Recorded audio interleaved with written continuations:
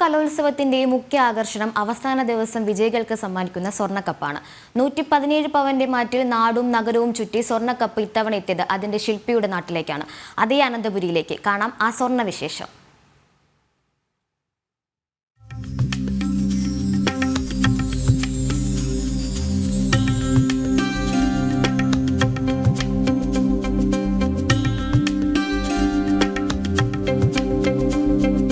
കലോത്സവ നഗരി ഉണർന്നത് സ്വർണ്ണക്കപ്പിന്റെ വരവോടെയാണ്. കാസർഗോഡ് നിന്ന് ആരംഭിച്ച സ്വർണ്ണക്കപ്പിന്റെ യാത്ര അങ്ങനെ തലസ്ഥാനത്ത് വേദികളിൽ എത്തി.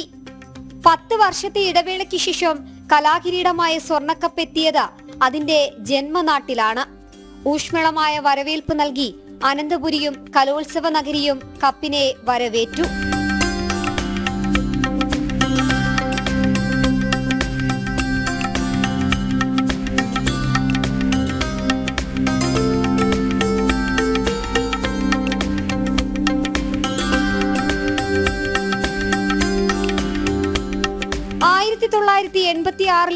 വിദ്യാഭ്യാസ വകുപ്പിൽ കലാ അധ്യാപകനായിരുന്ന തിരുവനന്തപുരം ചിറയൻകീഴ് സ്വദേശിയായ ശ്രീകണ്ഠൻ സ്വർണ്ണക്കപ്പ് രൂപകൽപ്പന ചെയ്തത്.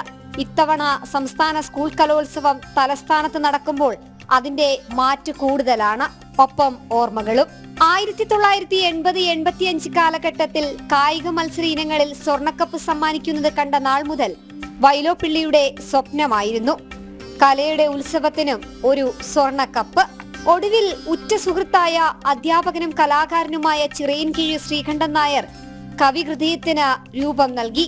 സ്വർണ്ണക്കപ്പിലെ ശംഖനാദത്തെയും പുസ്തകം അറിവിനെയും കൈകൾ അധ്വാനവും 7 വളകൾ രാഗങ്ങളെയും പ്രതിനിധാനം ചെയ്യുന്നതാണ്.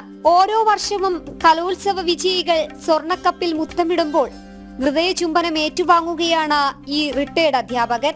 ഒപ്പം ഇത്തവണ അനന്തപുരിക്ക് ഒരു പുത്തൻ ഓർമ്മയും. ഇനി കാത്തിരിക്കാം സ്വർണ്ണക്കപ്പ് ആരുടെ കൈകളിൽ എത്തുമെന്ന്.